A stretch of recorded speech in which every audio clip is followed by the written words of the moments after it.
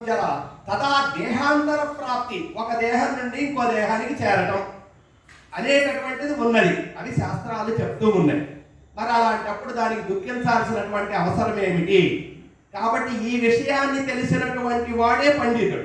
ఆ పండితుడైనటువంటి వాడు చచ్చిన వాడి గురించి కానీ బతికున్న వాడి గురించి కానీ ఎప్పుడూ ఏడవడు. ఏడవలసినటువంటి అవసరమే లేదు.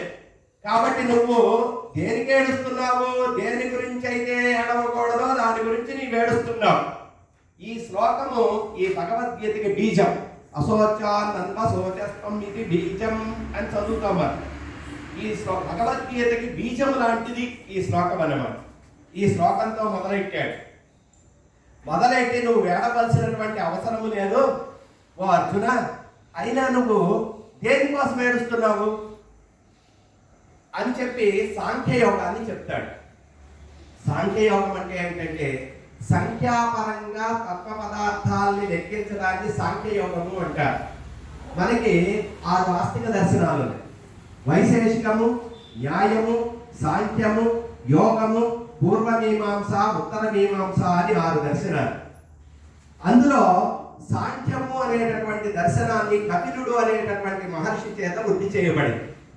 ఆయన ఈ జీవునిలో ఉండే తత్వాలని 24 తత్వాలుగా చెప్పాడు. ఏమిటయ్యా ఈ తత్వాలు అంటే, మొట్టమొదట మనకి సనాతన ధర్మంలో అనేక మార్గాలు ఉన్నాయి, అనేక సంప్రదాయాలు.